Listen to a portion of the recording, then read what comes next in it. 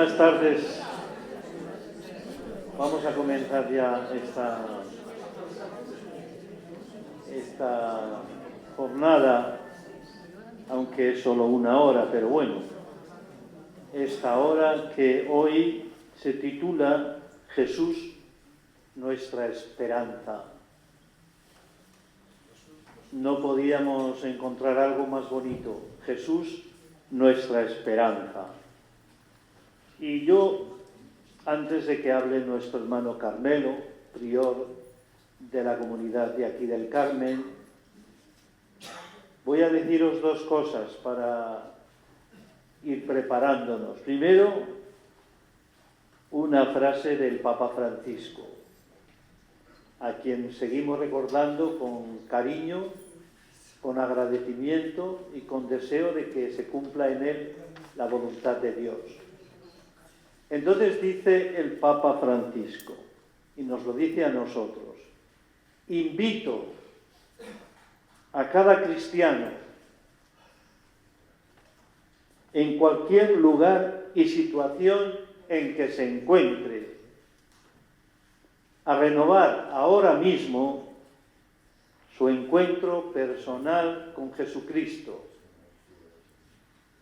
o al menos a tomar la decisión de dejarse encontrar por Él, de intentarlo cada día sin descanso.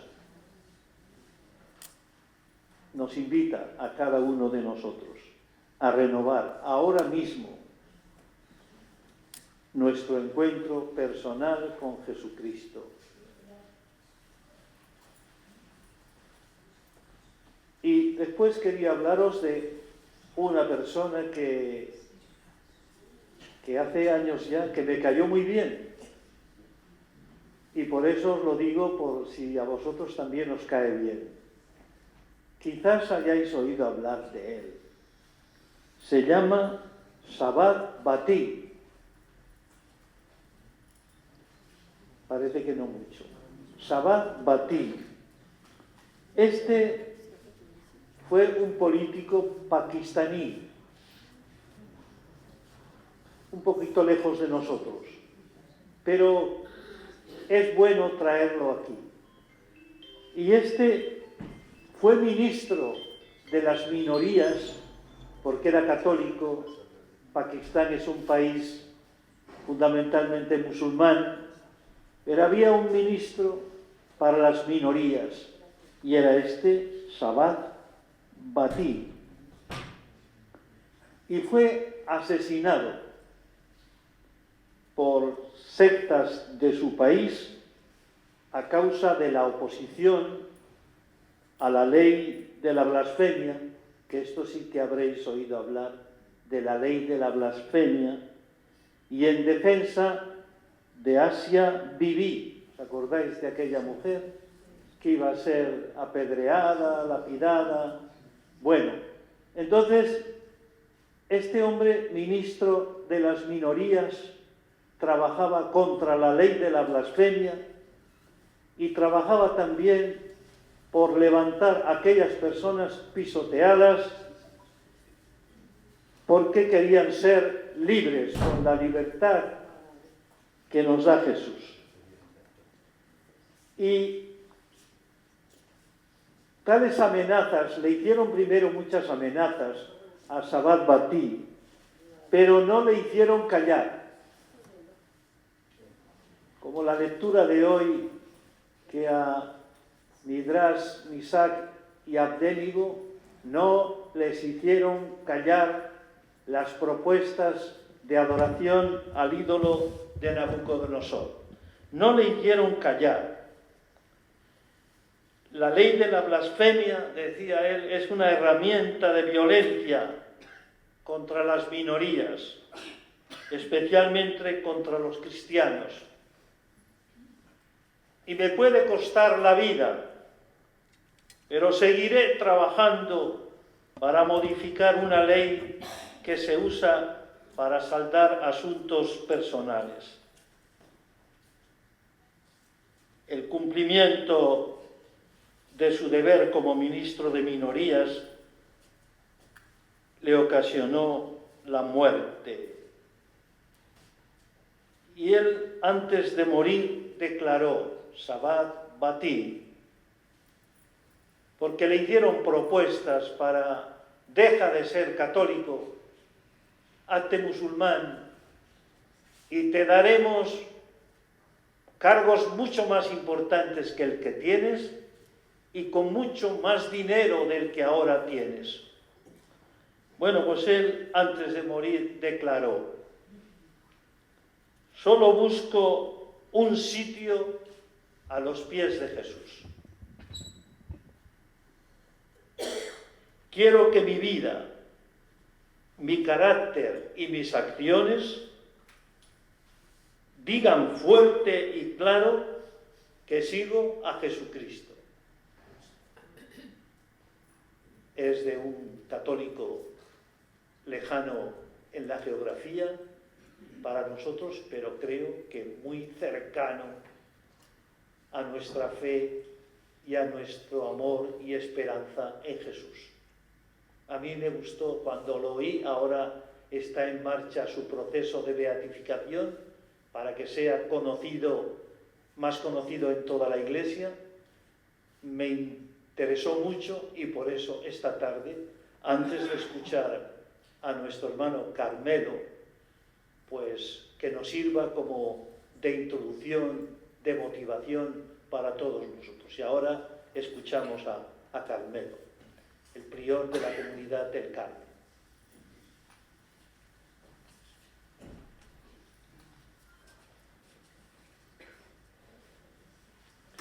Bueno, buenas tardes. Decía el provincial cuando yo le dije que tenía que ponerme estas gafas para poder ver de cerca, porque como me operaron de cataratas, dice, va a parecer un poco como un intelectual venido a menos, ¿verdad? Pero bueno, hay que ponérselo para poder ver un poquito mejor. Bien, el tema es Jesucristo, nuestra esperanza, y me han dado 20 minutos, así que voy a tratar de ajustarme a los 20 minutos. Pero quisiera, antes de comenzar el tema, decir una palabra como una premisa. Nuestra esperanza es una persona, Jesús. Tenemos muchas esperanzas de muchas cosas, podríamos ir señalando esperanzas de tantas cosas, pero nosotros no tenemos o no nos preocupamos tanto de tantas cosas, sino sobre todo de una persona. No se trata de cosas, de situaciones, sino nuestra esperanza tiene que ser Él.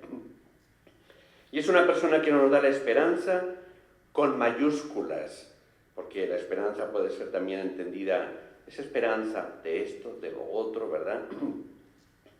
A veces esperamos que nos llegue la pensión del fin de mes, esperamos que tal otro se cure de su salud, esperamos que un familiar tenga otra. Esperamos muchas cosas, ¿verdad? Pero en minúsculas, pero la esperanza que hoy se nos presenta es una esperanza con mayúsculas.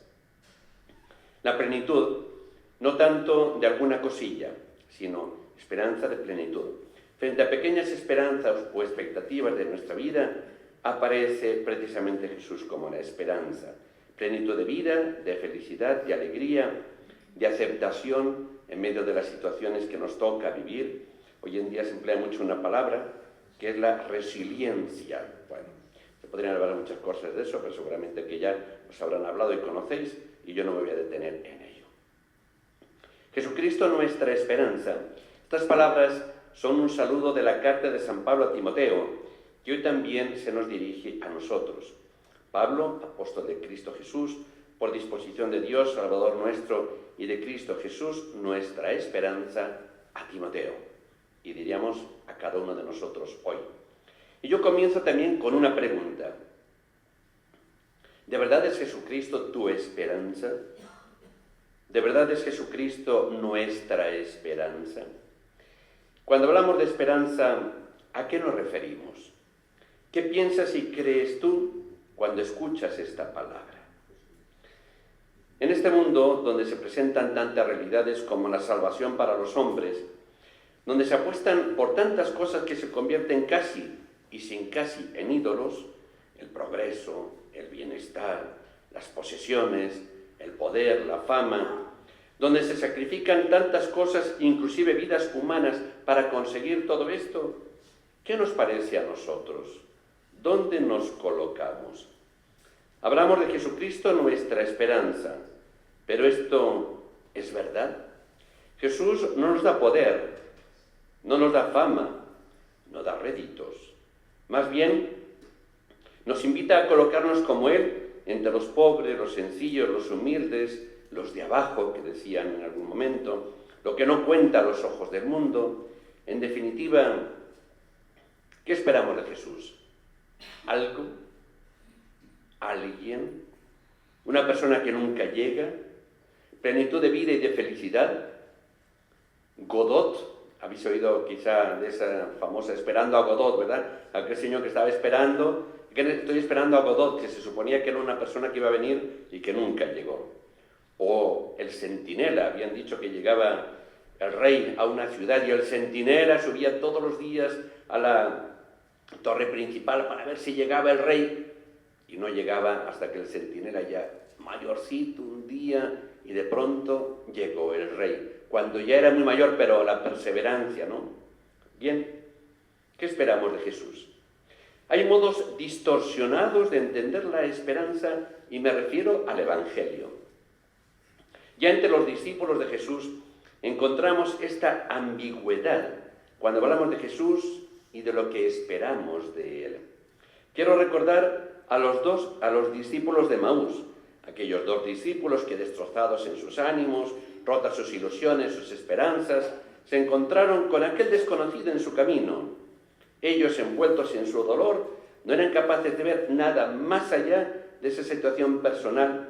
Y cuando Jesús les pregunta, bueno, ¿de qué venís hablando?, ellos contestan sobre su pena y dicen esto: los sumos sacerdotes y nuestros jefes lo entregaron a Jesús para que lo condenaran a muerte y lo crucificaron. Ojo, y a continuación dicen, nosotros esperábamos que Él fuera el liberador de Israel. Pero ya hace 3 días que sucedió todo esto y no ha pasado nada. La verdad es que ha habido unas mujeres que en el sepulcro nos han asustado un poco, que dicen que no sé qué, ¿verdad? Pero nosotros esperábamos que Él fuera el liberador de Israel. O sea, esperaban que Jesús iba a volver otra vez al reino davídico, ¿verdad? Como el que había sido. Y Jesús les da un repaso por la Biblia, de lo que nosotros llamamos el Antiguo Testamento, para decirles cuán equivocados estaban. Aquellos discípulos tenían puesta su esperanza en Jesús, pero pronto nos damos cuenta de que su esperanza no tiene nada que ver con lo que Jesús ha querido poner en sus corazones a lo largo del tiempo en que había vivido con ellos. Una primera pista que nos pone en la dirección de lo que podemos esperar de Jesús, digamos en lo auténtico, porque puede haber esperanzas falsas o esperanzas muertas, como la de estos discípulos, que al final se había quedado en la nada. Menos mal que Jesús se ha encontrado con ellos y les hace recapacitar. Quiero señalar otro ejemplo del Nuevo Testamento. Cuando Jesús ya va a subir al cielo, se reúne con los apóstoles y entonces están hablando y algunos le preguntan, Señor, ¿es ahora cuando vas a restaurar la soberanía de Israel? O sea, estaban esperando hasta el final. De nuevo, ¿verdad? Esperaban los discípulos que Jesús volviera al reino davídico, otra vez a dominar y a echar a los romanos. Jesús les dice, nos toca a vosotros saber los tiempos y circunstancias que el Padre ha fijado con su exclusividad. Recibiréis la fuerza del Espíritu Santo. Y ahí es donde está la esperanza, recibir la fuerza del Espíritu Santo para ser mis testigos hasta los confines del mundo.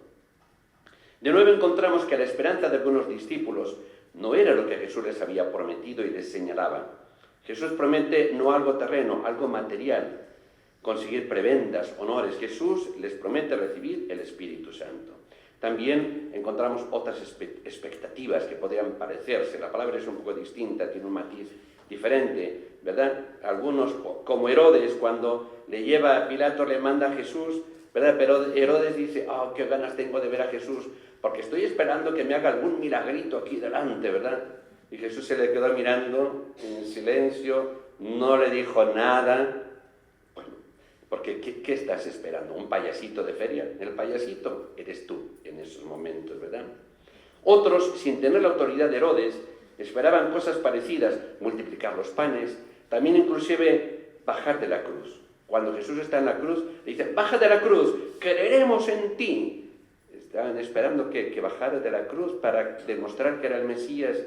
Esperanzas vanas, muertas, ilusas. ¿Qué podemos esperar de Jesús? ¿Qué promete? ¿Qué esperamos de Jesús?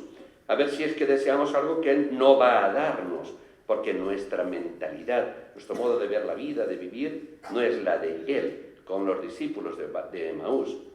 El Papa Francisco, en el mensaje de la Cuaresma de este año, que ha sido muy interesante, dice: Jesucristo muerto y resucitado es el centro de nuestra fe y el garante de nuestra esperanza en la gran promesa del Padre, la vida eterna, que ya realizó en Él su Hijo amado.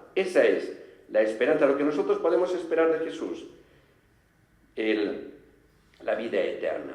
Jesús muerto y resucitado, dice en la bula jubilar también el Papa Francisco, es el centro de nuestra fe. La esperanza cristiana consiste precisamente en esto. Ante la muerte, donde parece que todo se acaba, se recibe la certeza de que gracias a Cristo, a su gracia que nos ha sido comunicada en el bautismo, la vida no termina, sino que se transforma para siempre. Por tanto, Jesús nos promete una gran esperanza, con mayúsculas que decía yo antes, que en algún momento será realidad, la vida eterna, la vida para siempre, ofrecida con su muerte y su resurrección. La esperanza nos hace pensar que somos herederos de la vida eterna, como dice la carta a Tito. Y esta gran esperanza, que podríamos decir es definitivo para nosotros, es lo que va dando sustento y ánimo a nuestras esperanzas de cada día. Nosotros cada día tenemos esperanzas de esto, de lo otro, de lo de más allá, ¿verdad? Pero hay como un sustento, que es lo que va fortaleciendo esas esperanzas y haciendo que no decaigan, que es lo que nos ofrece Jesús. En su mensaje para la Cuaresma, que yo he citado antes, el Papa Francisco dice, como nos enseñó Benedicto XVI en la encíclica Spes Salvi, Salvados por la Esperanza, el ser humano necesita un amor incondicionado, necesita esa certeza que le hace decir: ni muerte, ni vida, ni principado, ni presente, ni futuro, nada podrá apartarnos del amor de Dios manifestado en Cristo Jesús, nuestro Señor. Jesús, nuestro amor y nuestra esperanza, ha resucitado y vive y reina glorioso. La muerte ha sido transformada en victoria y en esto radica la fe y la esperanza de los cristianos en la resurrección de Cristo. Nosotros necesitamos tener esperanzas. Sin esperanzas no podemos vivir. Podemos vivir con esta gran esperanza, pero también pequeñas esperanzas que cada día nos mantienen en camino. Pero sin la gran esperanza que ha de superar todo lo demás, aquellas no bastan. Eso son unas palabras de Benedicto XVI en la encíclica que escribió sobre la esperanza. Esperanza de plenitud, de cielo, esperanza de la resurrección, que permite acoger la cruz como camino. La esperanza que tenemos de Jesús resucitado, de la resurrección, de la vida, nos permite llevar adelante la cruz, que a veces es muy pesada. Pero esta esperanza no nos hace quedarnos contemplando el cielo y nada más, como embobados, como si no hubiera otra cosa que hacer sino mirar al cielo, sino que desde esa mirada hacia el cielo tenemos que tratar de hacer progresar la tierra según el plan de Dios. Porque a veces son los peligros que presenta el Evangelio, como por ejemplo en la transfiguración o en la ascensión. Hay que mirar al cielo y Pedro dice, vamos a quedarnos aquí. Y de pronto cuando dice vamos a quedarnos aquí, vamos a hacer 3 tiendas, aquello se acabó y estaban en la vida de cada día. Claro, porque no podemos quedarnos solo mirando hacia el cielo. Pero a veces no solamente mirar hacia el cielo, sino que a veces hay otro peligro que es solo mirar a la tierra. No, hay que trabajar, hay que transformar este mundo y tú trata de vivir. Está bien, pero esta realidad, transformar el mundo, tiene un sentido desde la realidad de la resurrección de Jesús. Tenemos que descubrir qué significa poner nuestra esperanza en Jesús. Y eso lo podemos hacer pidiendo que el Espíritu Santo nos lo enseñe, dice la carta a los Efesios, capítulo 1. Para poder hacerlo, contamos con el don del Espíritu Santo. Es el gran regalo que Dios quiere darnos. Y a partir de esta realidad podemos descubrir, teniendo a Jesús resucitado como la gran esperanza en nuestras vidas, una esperanza de amplitud. que ensancha los horizontes de la vida, que no nos hace vivir. El Papa habla de esos cristianos que están ahí, Santa Teresa hablaba de los encapotados, ¿verdad? De estar viviendo ahí encerrados, que no nos deje encerrados en el yo, en la autorreferencialidad, como si fuera el único horizonte de nuestra vida. Qué pobre horizonte si nos quedamos solamente mirando de tejas para abajo. Esperanza de fortaleza en nuestra debilidad. Esperanza del camino que de la mano de Jesús nos lleva al Padre. Esperanza para volar alto, para ser libres de verdad, como decía el Evangelio de hoy, el Evangelio de Juan. Esperanza que da fuerzas en la enfermedad, en el dolor, y que nos hace saber sobrellevarlo, que da sentido a todo lo que se vive. Y es que nuestra esperanza no es en cosas, en famas, en honores, sino en Él, en Jesús, porque nuestra esperanza es en Él y en la vida eterna. Y desde ahí nos invita a la conversión, a tener una mirada nueva. De nuevo, recuerdo el mensaje del Papa Francisco, dice, el tercer punto es una llamada a la conversión. Esperanza, confianza en Dios y en la gran promesa de la vida eterna. Y nos hace unas preguntas. ¿Poseo la convicción de que Dios perdona mis pecados o me comporto como si pudiera salvarme solo? ¿Anhelo la salvación e invoco la ayuda de Dios para recibirla? ¿Vivo concretamente la esperanza que me ayuda a leer los acontecimientos de la historia y me impulsa al compromiso por la justicia, la fraternidad, el cuidado de la casa común, etc.? Ya ante Pilato Jesús había señalado: mi reino no es de este mundo. Nosotros nos podemos esperar mucho de este mundo. Hay que trabajar por él, claro que sí, pero Jesús dice: yo soy rey, pero rey de la verdad, no de cualquier cosilla más o menos. Y desde ahí se nos invita a preguntarnos dónde ponemos nuestra confianza. En este Jesús, como se nos presenta en el Evangelio, o en otras realidades que nos rodean. Hay varios salmos, pero yo quiero citar solamente dos, Salmo 146 y el Salmo 29, donde dicen: no confiéis en los nobles, en los hombres que parece que tienen dinero, fuerza, influencias. Dichoso quien auxilia el Dios de Jacob, y su esperanza es en el Señor. Unos confían en sus carros, otros en su caballería. Nosotros invocamos al Señor nuestro Dios. Una esperanza que mira hacia el cielo, pero que no descuida las cosas de la tierra. Nuestra esperanza en Jesús, en el Mesías, no es solo para nuestra vida. Si hemos puesto nuestra esperanza en el Mesías solo para esta vida, dice San Pablo, somos los hombres más dignos de compasión, porque solo Jesús puede darnos la plenitud de lo que ansiamos. Esperanza de cielo, pero que comienza y tiene sus repercusiones en la tierra. Esperanza del amor que se derrama en nuestra vida. Esperanza que nos lleva a mirar al cielo, porque siempre tenemos un deseo, un anhelo de más, un anhelo de eternidad, pero que tiene en cuenta las cosas de la tierra, aunque no se queda en ellas. Ya el Concilio Vaticano II en sus documentos nos invita a tener este horizonte. Termino diciendo, recogiendo un texto de la Gaudium et Spes, en el número 39, que nos dice: esperar en la vida futura no significa descuidar el progreso y la mejora de la tierra. Esperar en la vida futura no es descuidar el progreso y la mejora de la tierra. Termina ese número, dice: el reino está ya misteriosamente presente en nuestra tierra. Cuando venga el Señor, se consumará su perfección. Por eso estamos invitados a dar razón de nuestra esperanza. La primera carta de San Pedro dice: reconoced internamente la santidad de Cristo como Señor. Si alguien os pide explicaciones de vuestra esperanza, estad dispuestos a defenderla. Termino.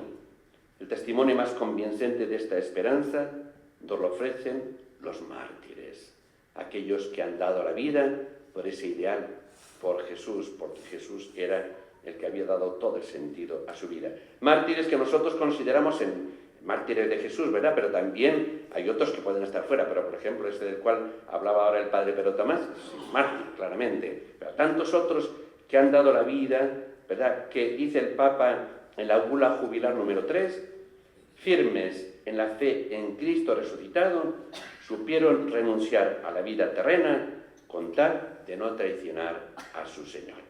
Bueno, muchas gracias.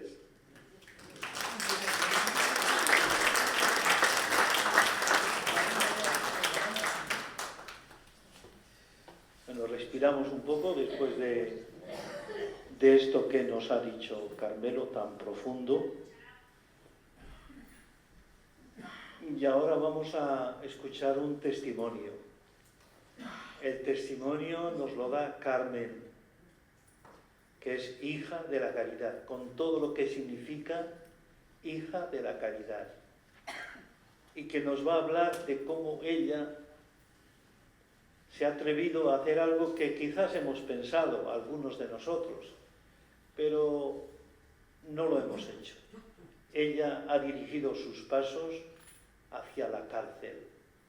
Nos va a dar testimonio de Jesús, pero en esta realidad de la cárcel. Gracias, Carmen, por venir a compartir con nosotros.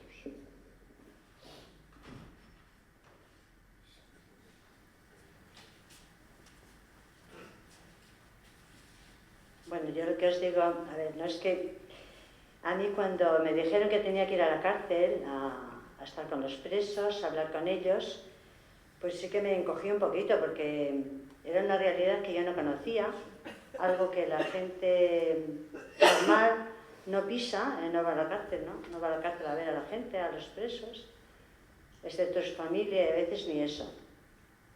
Entonces, bueno, pues yo entré un poco asustada, ¿no? De qué iba a hacer yo allí, de qué les podía dar yo a los presos, ¿no? Y bueno, pues poco a poco fui observando y viendo qué personas estaban allí dentro. A veces te haces la idea de que en la cárcel hay gente que es mala, ¿no? O sea, hay gente que piensa eso, que ha hecho cosas malas y que tiene que estar allí pagando una culpa, pues porque se lo merece, ¿no? Yo a veces lo discuto incluso hasta con mi familia, a ver que me ven cómo estoy, ¿no? La gente que está allí es gente que se ha equivocado de camino, digo yo, y que alguien les tiene que decir algo, una palabra, ¿no? Bueno, pues para empezar voy a describiros un poquito lo que es la cárcel, que algunos igual no la habéis visto ni de cerca, solamente en fotos o en el periódico. En la cárcel hay son varios edificios, que el principal lugar es un patio grande donde están ellos habitualmente, mientras no están en la celda y mientras no están en el trabajo, en los talleres, pues suelen estar allí jugando al parchís, jugando a las damas, juegos de mesa, que como no tienen tampoco material, pues a veces se lo hacen ellos mismos, ¿no? Hacen un papel, dibujan allí el parchís y con aquello juegan. Tienen también un espacio grande donde pueden jugar al fútbol. Hay un gimnasio, una sala de televisión, una biblioteca. Y allí pasan ellos pues el rato que tienen diríamos, de libre, porque luego dentro de la misma cárcel, la misma estructura, hay unos pabellones que las empresas de Burgos, algunas empresas de Burgos, les llevan allí trabajo, porque ellos necesitan ganar dinero. Necesitan algunos son muy pobres, son extranjeros, que han venido de otros países como Cuba, como Ecuador, países sudamericanos, y no tienen nada de dinero. Entonces necesitan ganarlo. Por ejemplo, si van en el patio le dan un dinerito, pero si van a una empresa que Burgos lleva allí, diríamos como una sucursal de la empresa, pues pueden ganar hasta 300 euros o 400. Y luego también tienen la panadería, que es propia de la cárcel, pero que ellos hay un chico que es encargado de ella, pero ellos hacen el pan y lo exportan a otras cárceles que hay, como Logroño, Palencia, no sé si también León, algunas cárceles, o sea, ellos también ahí ganan dinero.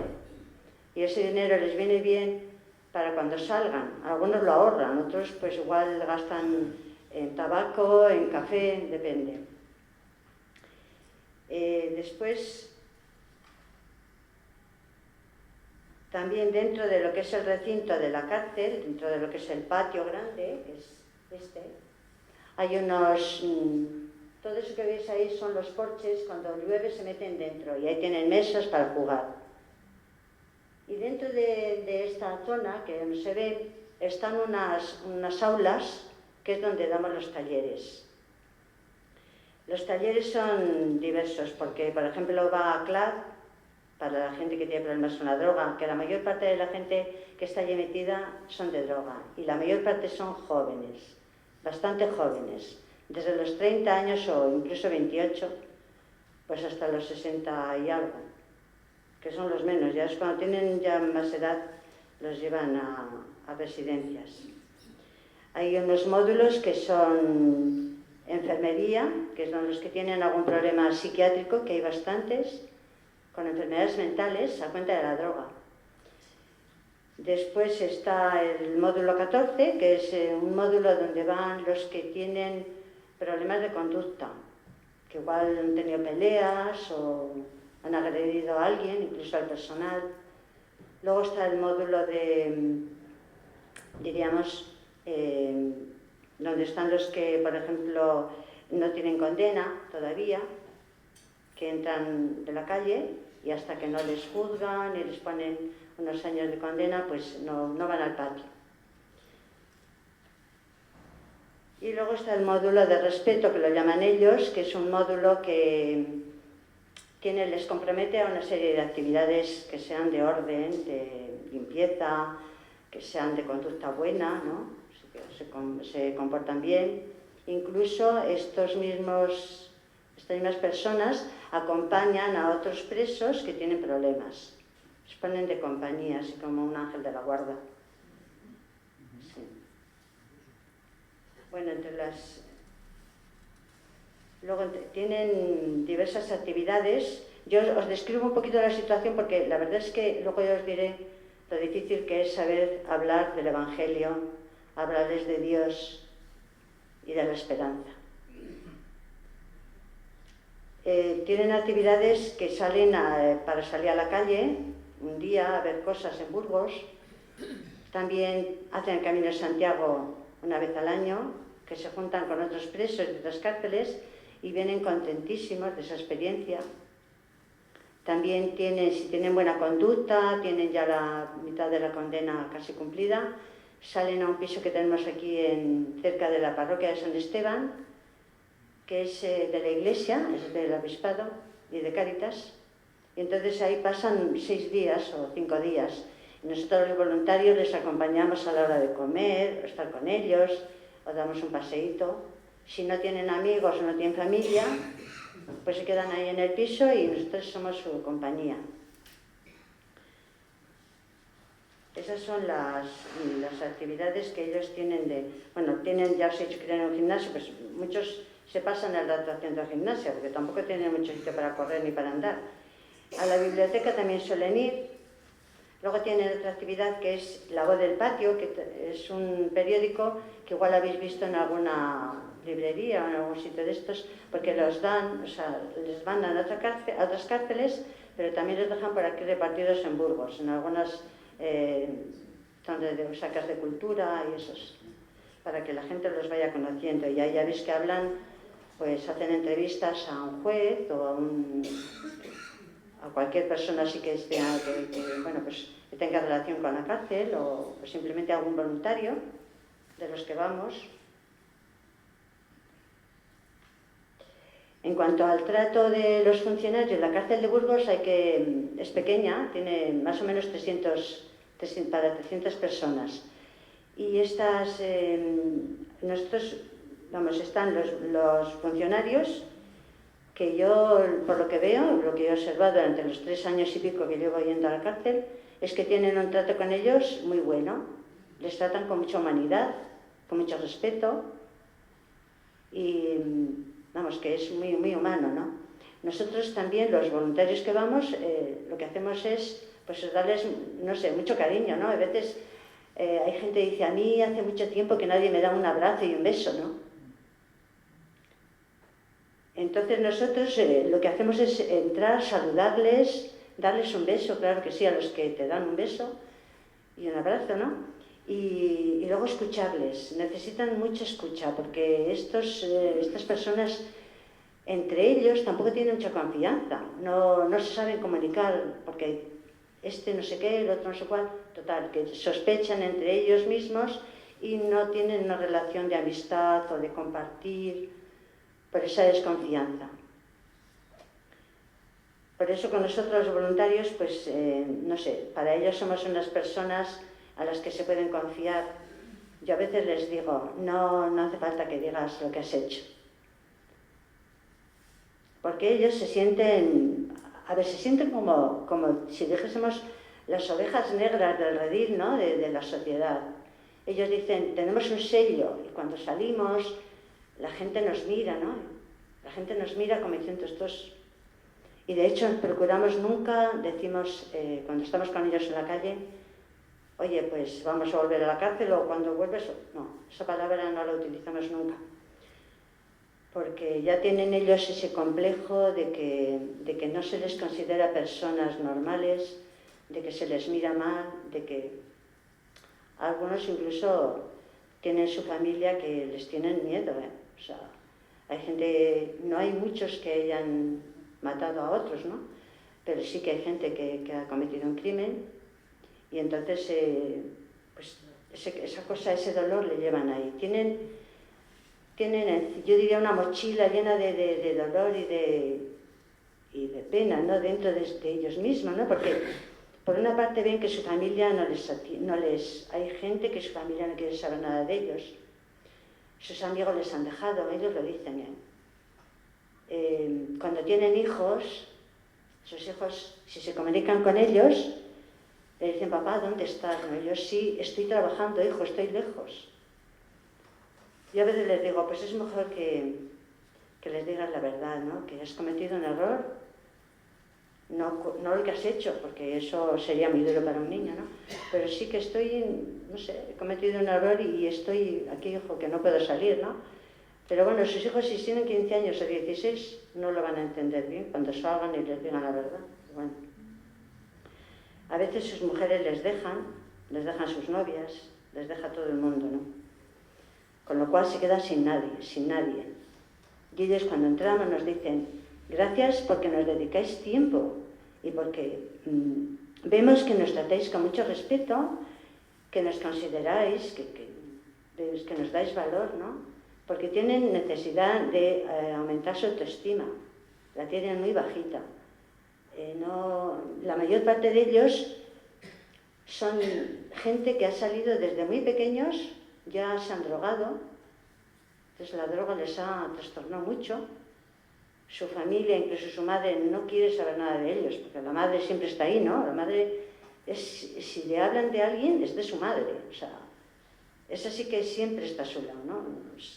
Yo a veces he visto que han llamado y dice, su padre se coge el teléfono y dice, ¿dónde está mamá? Que se ponga mamá, ¿no? O sea, esto es esa cosa de que el padre igual es un poco más duro, pero la madre siempre abre los brazos para acogerles. Luego les inquieta mucho su futuro. Entonces nosotros ahí, cuando damos los talleres, que son, por ejemplo, Fermín que suele dar talleres de valores humanos, Pilar y yo, que Pilar es una jesuitina y yo vamos juntas, entonces les damos talleres de valores cristianos, el Evangelio. ¿Qué solemos hacer? Bueno, pues hay que andar, diría yo, con pies de gato, ¿no? Porque ellos, hablarles ya de Dios de entrada, como que, qué rollo, ¿no? Entonces tienes que ir con muchísimo cuidado para meterles la palabra Jesús, que hay muy pocos que creen, ¿no? Y que siguen manteniendo su fe, pero la mayor parte de ellos están tan desencantados de todo, porque incluso han reincidido, salen a la calle y no tienen dónde ir. Y dicen, si yo salgo a la calle y no tengo ni casa, ni tengo familia, porque nadie me quiere, al final cometo un error, cometo otro delinquir, o sea, robo o hago lo que sea para volver a la cárcel. Y uno que lleva bastante tiempo y debe tener pues alguna cosa bastante seria, ¿no? Dice, yo no quiero salir de la cárcel porque yo no tengo dónde ir. En la cárcel tengo de todo, o sea, es mi casa, tengo techo, tengo comida, tengo personas con las que vivo, aunque no pueda comunicarme mucho con ellas, pero yo no quiero salir, o sea, fijaros hasta dónde llega esta desesperanza que tienen, ¿no? Y hablarles de Jesús como esperanza, yo a veces les pongo, no sé, parábolas, pues como el hijo pródigo, a ver que ellos creen en el Padre Dios, ¿no? Digo, este Dios que está ahí, ¿no? Que está con nosotros, que te abre los brazos, y cuanto más peor te hayas portado, más te abre los brazos porque quiere que vuelvas donde Él, que vuelvas a ser su hijo, ¿no? Ellos lo ven así como, ¿qué nos cuentas, no? O sea, porque también tiene ese concepto, no tiene mucha formación religiosa, no es como nosotros, ¿no? Que hemos elaborado nuestra fe, y creemos en Jesús, y aunque tengamos problemas, pues seguimos creyendo. Pero ellos, si está Dios ahí, y si Dios me quiere, ¿por qué yo tengo tan mala suerte, no? ¿Por qué desde que tenía 4 añitos mi madre me drogaba? Estas cosas a nosotros nos cuesta entender, pero ellos la viven como una realidad pues muy fuerte para ellos, ¿no? Y o sea, van a por su problema, ¿no? Yo les digo, a ver, vosotros tenéis esperanza en que algún día podéis hacer una vida normal, en que Dios esté con vosotros, en que Jesús está ahí a vuestro lado. Y me dice, ¿sabes cuál es mi esperanza? Y yo me quedé así un poquito y digo, ¿cuál es tu esperanza? Pues mi esperanza es esto. Mis hijos, saco una foto de la mochila, mis hijos y mi mujer, esos son mi esperanza. Digo, claro, sí, por ellos tienes que luchar, por ellos tienes que volver a salir y volver a estar con ellos, ¿no? Porque ellos son los que te quieren. Pero hablarles de que Jesús les quiere, para mí, a mí me resulta, lo hago, lo hacemos, pero tengo miedo de que al hablarles de Jesús, pues ellos lo rechacen porque no conocen a Jesús como le conocemos nosotros, ¿no? Saben que sí, que hay un Dios que igual está ya muy lejos, ¿no? Y que bueno, pues que no sé si les quiere o no les quiere, no creen en que Dios les pueda querer, tampoco.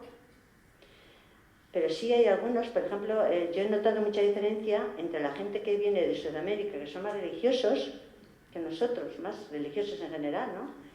Son muy de llevar el rosario en el cuello y de decir, yo sí que creo, me dicen, yo sí que creo, ¿eh? ¿Tú de qué vas a hablar? Y les digo yo, pues mira, vamos a hablar de valores, ¿no? Vamos a hablar de tantas cosas que Jesús nos ha dado, que Dios nos ha dado, ¿no? Va, pero eso, o sea, se quedan así como diciendo, ¿esto qué significa, no? O sea, y rara vez, pues, te dicen, bueno, pues le decimos, podemos rezar un Padre Nuestro, nos cogemos de la mano todos, somos hermanos, nos vamos a dar la mano y vamos a rezar. Y yo, me sorprende que no saben rezar el Padre Nuestro. La mayor parte de ellos no saben rezar el Ave María, ni saben rezar nada. Llevan muchos años algunos en la cárcel, muchos. Igual hasta, pues algunos me dicen, llevo ya 20 años y me quedan todavía, son muchísimos años. Y eso les lleva también a perder la esperanza, y aunque les hables de que Jesús está ahí y te quiere, pues a ellos un poco les suena así como con interrogante, ¿no? ¿Qué es eso? ¿Qué significa? Y bueno, pues vamos poco a poco aprendiendo a rezar con ellos y no les molesta, ¿no? Decirnos, vamos a darnos la mano y vamos a rezar. Yo a veces digo, a ver si les va a molestar y mañana no vuelven. Pero sí, vuelven porque les damos cariño, sobre todo a él. Les damos mucho cariño, les escuchamos mucho, les valoramos, ¿no? Y si les ponemos algún ejemplo de qué harías tú en esta situación, algunos tienen unos sentimientos pues muy humanos, ¿no?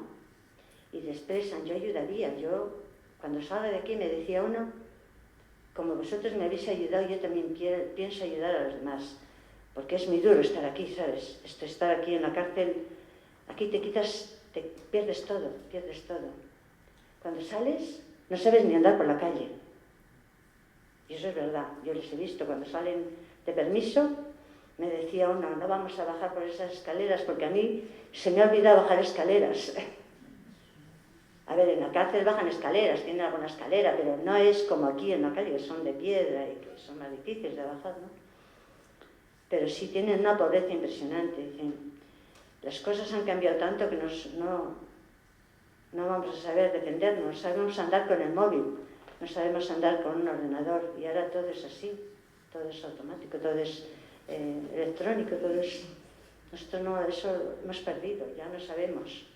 Dice, a mí me tienen que enseñar a manejar el móvil, ni siquiera sé hacer una llamada por el móvil.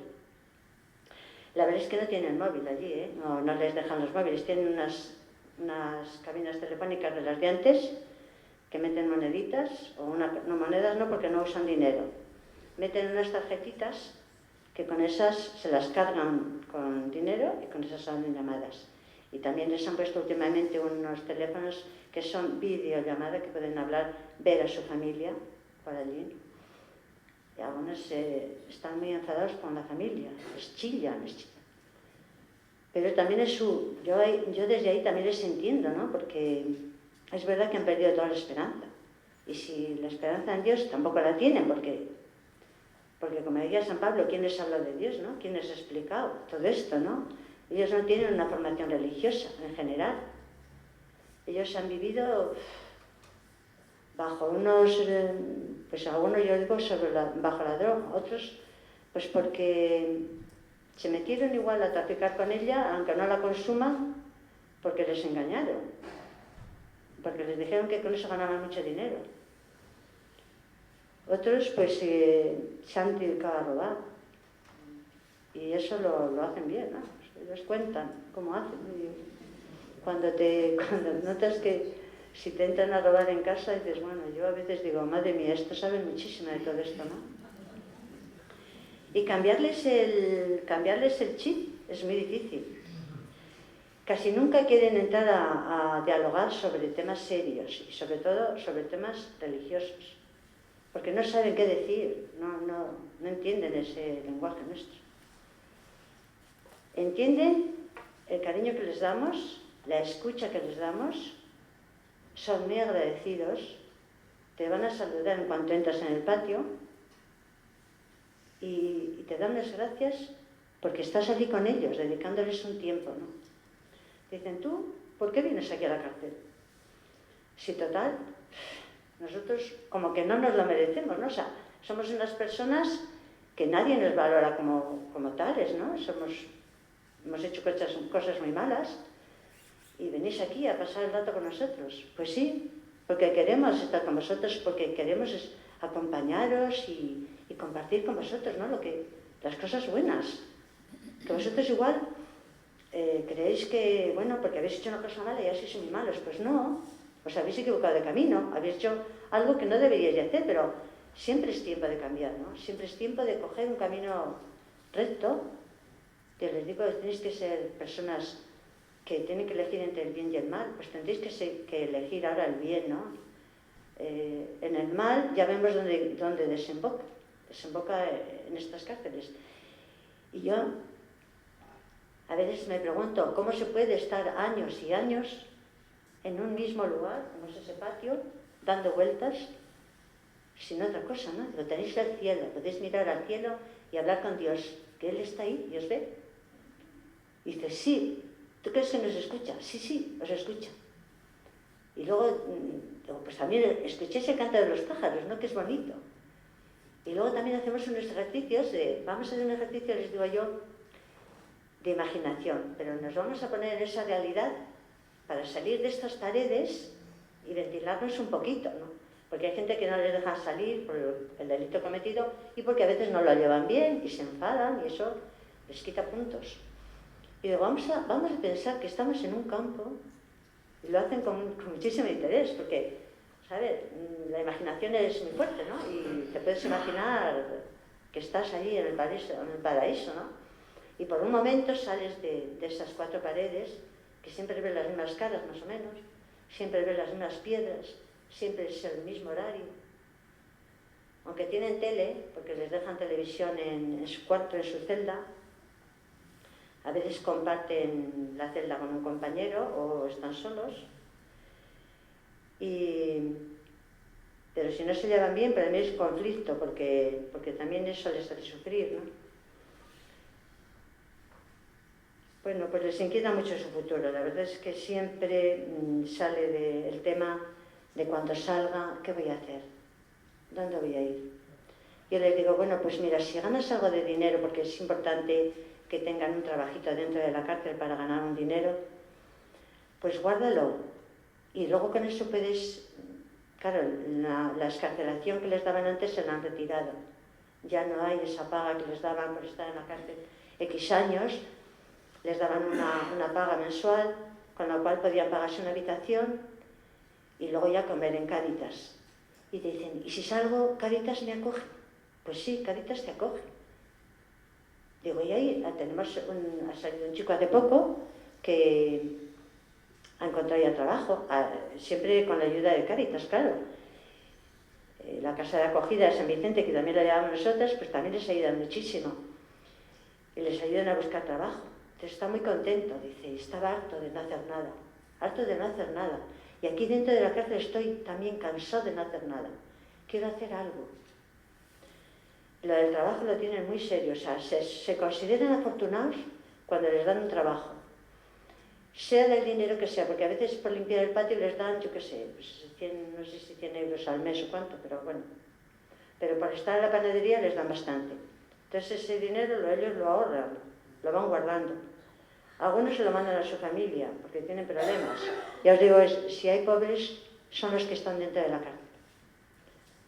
Allí sí que están los realmente pobres, porque por no tienen ni familia, o sea, ni nadie que les quiera, ni nadie que los acoja y que diga, bueno, tú eres uno más, ¿no?, en la vida, en la sociedad.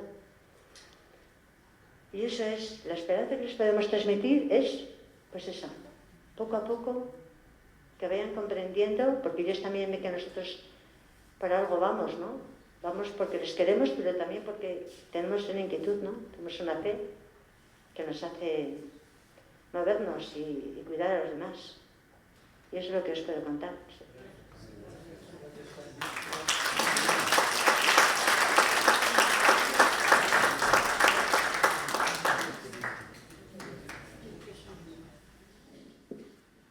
Después de este testimonio impresionante de Carmen, vamos a acercarnos a la palabra, en este caso de Romanos 8:35 siguientes. Y la vamos a proclamar de esta manera. Una persona leerá la primera frase y después quien quiera de nosotros dice alguna de estas realidades que parece que nos pueden separar. Podríamos añadir también la cárcel. Y todos juntos leeremos la frase que está en verde para terminar leyendo uno de nosotros la parte final. Entonces la parte azul, cada uno en alto, dice alguna de estas situaciones que nos podrían separar del amor. ¿Quién nos separará del amor de Cristo? La tribulación, la angustia, la persecución, el hambre, la desnudez, el peligro, la espada. Todos juntos. Pero en todo esto vencemos de sobra gracias a aquel que nos ama. Pues estoy convencido de que ni muerte, ni vida, ni ángeles, ni principados, ni presente, ni futuro, ni potencias, ni altura, ni profundidad, ni ninguna otra criatura podrá separarnos del amor de Dios manifestado en Cristo Jesús, nuestro Señor.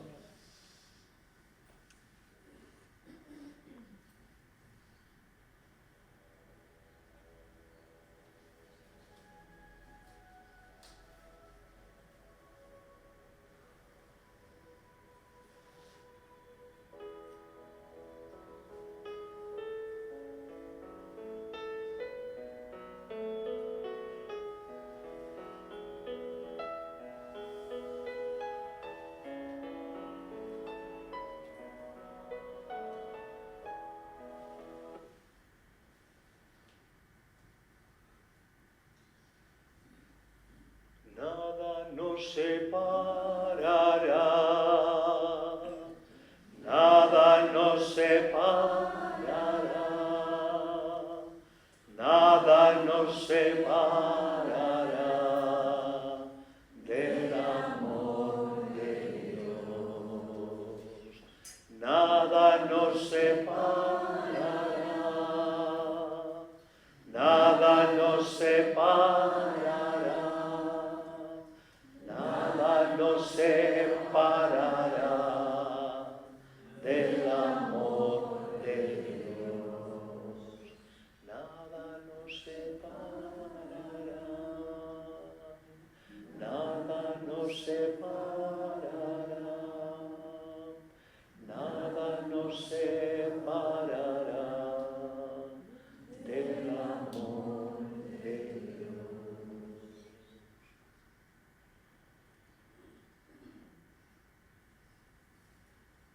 Y oramos todos juntos.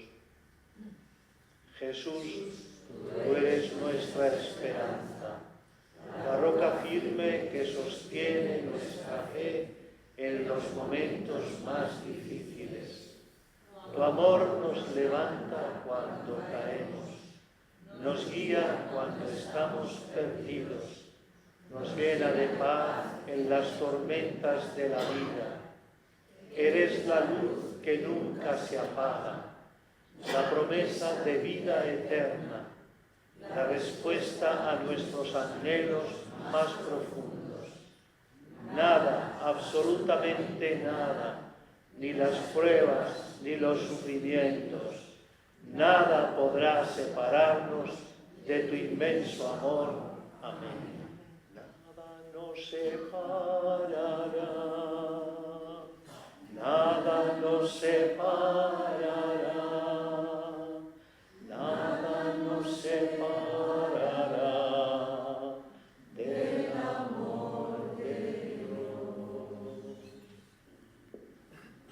Pues muchas gracias por vuestra presencia y que lo que hemos escuchado pues cale hondo en el corazón. Gracias a los que nos han hablado, Carmelo y Carmen, de verdad, gracias. Y mañana nos volvemos a encontrar, si queréis, a las 8 para participar en lo que han preparado Charo y Magui Noel. Y no olvidamos que el viernes a las 8 de la tarde en la Iglesia del Carmen tendremos una celebración comunitaria del perdón, de la reconciliación. Estáis todos invitados. Buenas noches, que lo paséis muy bien.